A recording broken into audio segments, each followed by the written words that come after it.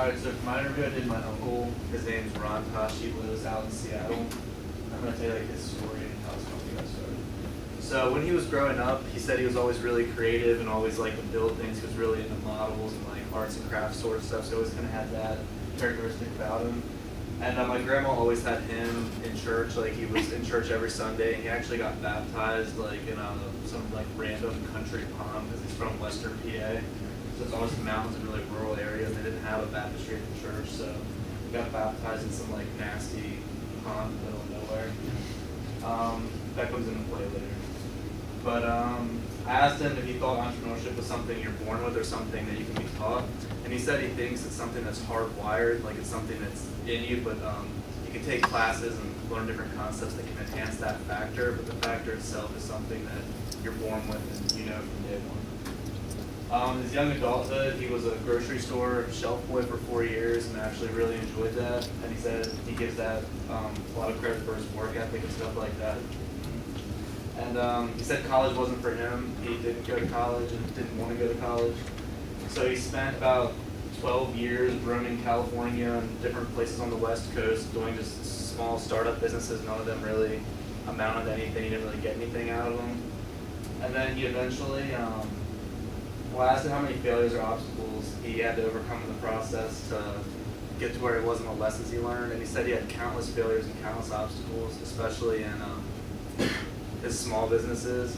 But the two things he learned is that success is part of the process and failures were part of the process.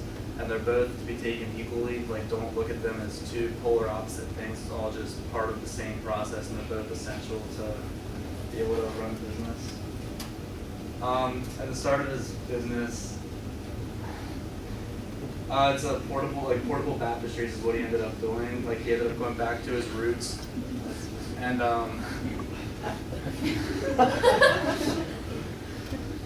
okay, so he used the entrepreneurial skill we talked about, which is like recognizing a problem with people, and the problem was not having a baptistry in the church and having to go to some random location in some nasty water and get baptized.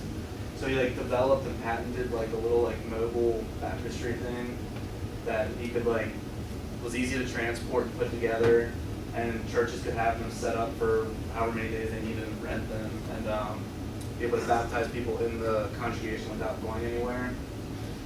And the future endeavors of the company, they sell baptistries worldwide. He's opening distribution offices in Virginia this year and Australia in 2015. And he actually rents hot tubs to a lot of local colleges like Washington State University and stuff, like fraternities, like call them and they rent hot tubs for like weekends and stuff like that. But it's actually kind of ironic because his big business is big churches around the world, but he's an atheist. And he sells these baptistries to all these churches and like makes money off of them. Wow. And the last question I asked him was, what type of thinker, left or right brain, do you think will be the more successful entrepreneur? And he said that he thinks diversity is key. So being equally strong in both hemispheres of the brain will make you the most diverse entrepreneur and will enable you to adapt to any situations, which he thinks will lead to the most success. And that's it.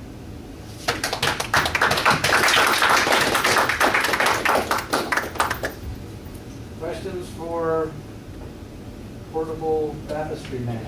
Yeah. How big? I mean, you said they're opening a office in like